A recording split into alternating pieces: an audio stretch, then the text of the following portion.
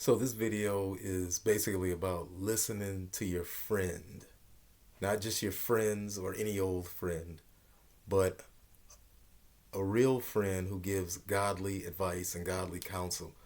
So,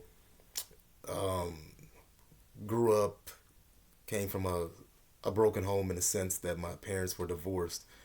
And by the time I got to be in my later high school years, I was skipping classes, smoking weed, and just not living the way that I had been taught to live when I was younger. So I basically ended up going from a superior honor roll student, straight A's, some years, to high school dropout. And so my fifth year in high school, I thought to myself, you know what? I'm gonna try to get my grades back together, make the high school basketball team, and just make something out of my high school experience and hopefully graduate. And so my fifth year, as a fifth year senior, started off good. I was working out with the basketball team. I was getting good grades. Everything was going pretty well. But what ended up happening was, so after I would work out, I would run with the people who were trying to go out for the basketball team. And after I would run, I would go to McDonald's. And back then, you could get a couple Big Macs for $2, depending on the season or the sale that was going on or whatever. And or I would get like a 20-piece nugget, fries, drink. And so I wasn't eating very healthy, and I ended up just not feeling right. So long story short, I ended up one day I ended up calling 911 because I just wasn't feeling good. Ended up in the ER with high blood pressure.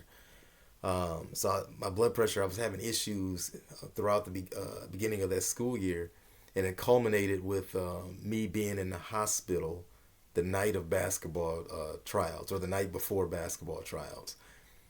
Blood pressure was high. They didn't know why. They ended up putting me on this blood pressure medication. And so, long story short, when I got on this medication, it made me so dizzy that I just didn't really want to continue going to school. So my dad said, Orlando, why don't you go talk to the basketball coach? Maybe he'll understand. We can maybe change the medication or whatever. But I just kind of gave up. I said, you know what? I'm gonna drop out. And so I ended up dropping out of high school. So I was depressed for some time. But I had a really close friend of mine who was going to a local school. And one weekend I visited him, and he says, you know what, man, we gotta. I know you want to go to college. You're very smart. Let's sign you up to take the ACT. And so this particular evening, he signs me up to take the ACT.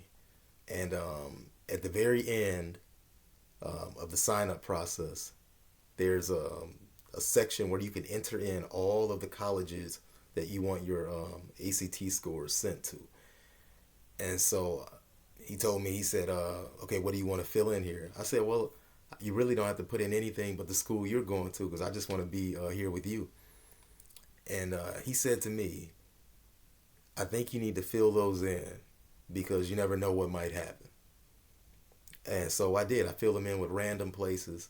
And the last school I remember putting in there was in a town I'd never heard of. And long story short, I ended up getting 28 on my ACT. And the school that my friend was going to, I applied there, and I didn't hear anything back for some time. Meanwhile, that other school from the town I'd never heard of sent me a letter saying that my ACT score qualified me to receive a scholarship. I ended up going to that school. My friend's school, they finally got back to me and said I was rejected because I had a GED and I'd have to wait a certain amount of time to get in. Ended up going to the other school in the town I'd never heard of. That's where I met my wife. I ended up graduating with honors and started a career that I've been in for the past 18, 19 years. And so, and it's because I listened to my friend. He could have been selfish. He could have. I know he wanted me to go to school with him, but he said no. Be wise. You never know exactly what's going to succeed, and the Bible talks about that in Ecclesiastes.